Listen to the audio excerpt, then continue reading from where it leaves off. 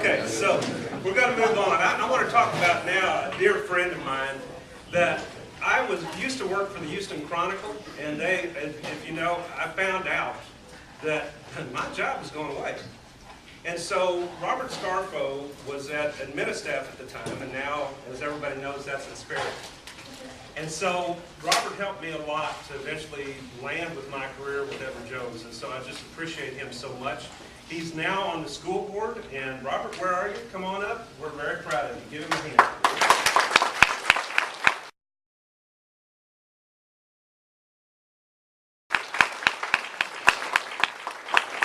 Good morning, and thanks for letting me be here, and we're going to go through this pretty quickly. I know we got a packed agenda. And I want to apologize to people who were at the BizCom in Kingwood just last Thursday, because I don't have anything to do today. Pretty much going to be the same. Robert, this is your speaking tour. That's right. Just quickly, I don't want to get anybody's way. Just want to touch on the budget. And you might have seen an article in one of the local papers. They had the numbers wrong. We're looking at a deficit budget, unfortunately, again this year. But as you can see, it's going to be only $2.3 million versus last year we were at 4.8, almost $5 million.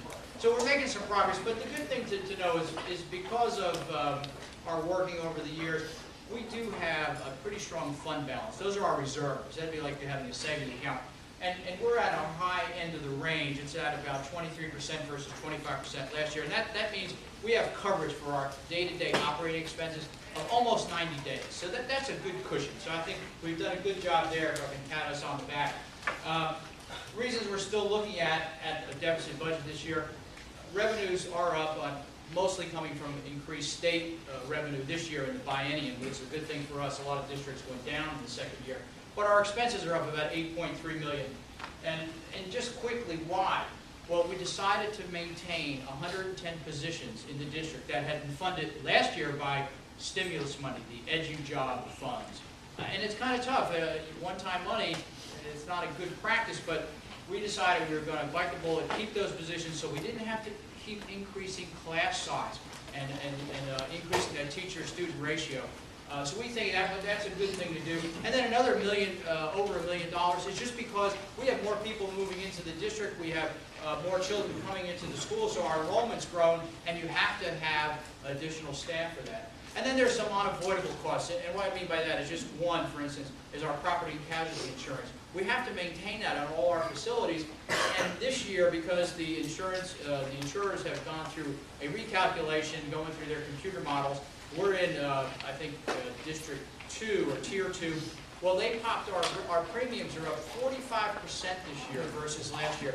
And believe me, we search hard to try to find the best deals. We do this, we go through this process. And unfortunately, that was almost $750,000 hit to additional for this year. But let's just go quickly through this. One of the other things, I'm kind of going through the ugly stuff first. We are part of one of the many lawsuits being brought against the state. And basically, they're all focused on, I'm in your way, aren't I? Focused on the state funding system being inequitable. And what I mean by that is, if you look at what we get per student, because that's how the state pays us, by student, and they call it the weighted average daily attendance amount. We as a district get $5,700, while a district very close to us, Sheldon, gets $6,100. So the state's basically saying it costs $400 more to educate a child in Sheldon than it does in Humboldt ISD. And even worse, for Sci-Fair, they only get $5,100. So the system's inequitable. It obviously is. And when we talk about being inadequate, what we mean there is the state and the federal government keeps ratcheting up the standards, the expected outcomes, which is a good thing, but at the same time, they're reducing the funding to accomplish those things. So it's a really tough balancing act for us. I'm not going to say we have great people in our district, great staff, great leadership, like Mr. Kramer, who's here, Mr. Hurst, Coach Ford, all throughout the other folks who are here from the district. You have great folks working for you, but it's very tough when you don't have enough resources. And the system is overly reliant, as most of you know, on local property taxes. And we don't think that's really the way to go. So Let's go through, okay. One other thing that you probably have heard about, and I know everybody here who in our district will be shaking their head yes, excessive testing. This is something we're going to be pursuing with all the other districts in the state, and this is even really a national movement, that standardized testing has just really, I think, crossed that tipping point. We have, in our district, because of state tests, we administer tests. We're testing someplace 45 days out of 177. That's almost 25%. And that doesn't count the prepping days for those tests. That's just actual testing. So I think, you know, you need standards, you need accountability. We're all for that. But I think we have kind of crossed the line in terms of rationality. So, but let me talk about some of the positive things just really quickly. I'll finish up. We undertook a curriculum audit. We had it done last January of 11. Get these dates right. And we got the results in May. And I'll tell you what, our district folks, from the senior administrators to the campus folks, really went after it this past year as we started to implement all of these audit recommendations. We've implemented 4 of the 9. They had a lot to do with policies that drive curriculum and actually the curriculum management plans. We really worked hard on that. I say we. They really worked hard on all that. We were just sort of pushing them a little bit to get and they made great accomplishments. We've restructured and reorganized, as many of you know, the top levels of the administration, and actually come out with a net savings of about $200,000 total because we've repurposed positions, we've changed some things around. I think it's a much more effective, more efficient organization that we have. We brought in a chief academic officer. We now have the 4 senior superintendents, Mr. Kramer being the high schools. We have 2 for elementary, and we have another one for middle school. And I think that's just going to be a great plan. And we're looking to, that's fine, you keep it there. And we're looking to get the others implemented over this next year. And one has to do with developing a framework that we can really do a cost-benefit type analysis for programs to evaluate them. That we don't just keep doing the same thing if they're not driven and aligned to the curriculum. So that's going to be the mantra in the district, is that everything we do is how does it align with our curriculum? Is it getting us to where we need to be? And that's been one of the great things that come out of that audit. And we're going to get that done, and it's going to be great. I mean, these guys are on board, and they are just knocking it out. So it's going to happen. And it gives us a nice, like, 5-year plan. It's a roadmap to get us where we want to be. We're a great district, but you know what? You never stop, because when you stop growing, you're dying. So we want to keep at it. So that's our goal, is to get to academic excellence. And then just let me tell you about the Junior Olympics. A lot of you know about it. Some of you were at the press conference at Turner Stadium the other day where we unveiled that humongous video board. It's 19 feet by 52 feet. But let me tell you about some of those other.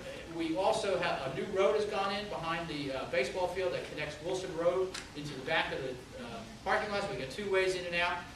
And they're now working on installing permanent awnings out over the stands on both sides, kind of like what the Dynamo Stadium looks like.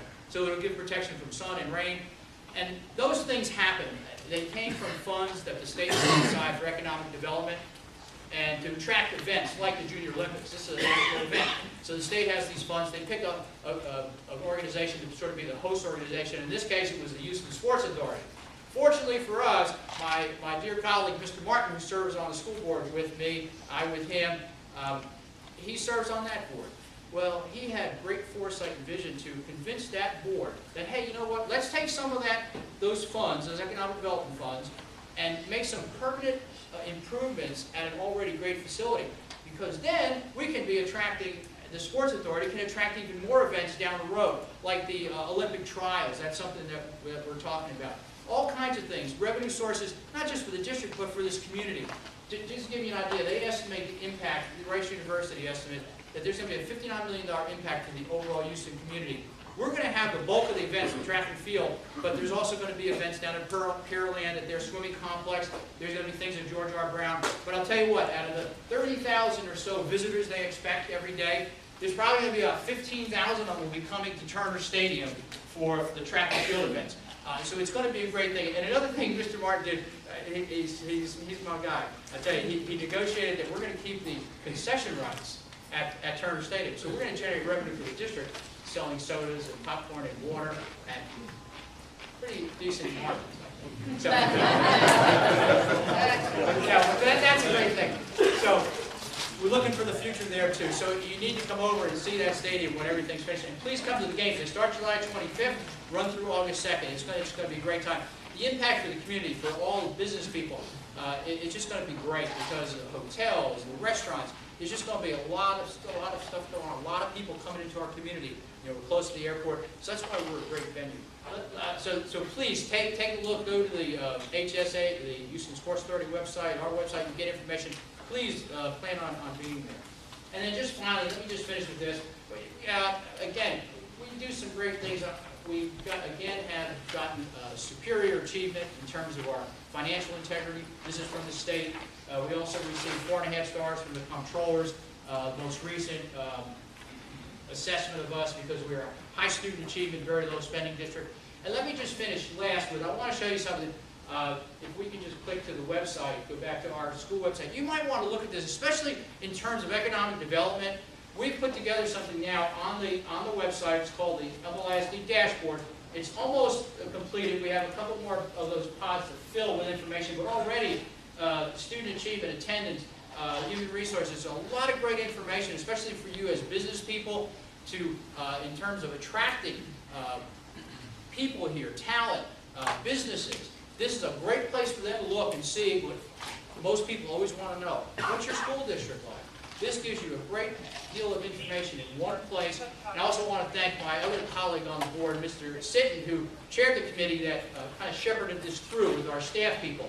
And they just did a great job this year getting this done. But I think if you go and look at it as community leaders, business leaders, you'll find a great deal of information there. So I'll close with that so we can get on with, there's a lot more things. So if you have any questions from any of the things I touched on, and we can't do that now, I'll be around for a little while. But you know what? Email Dr. Scarfo. I mean, he gets paid the big bucks. He'll answer your questions. Thank you very much.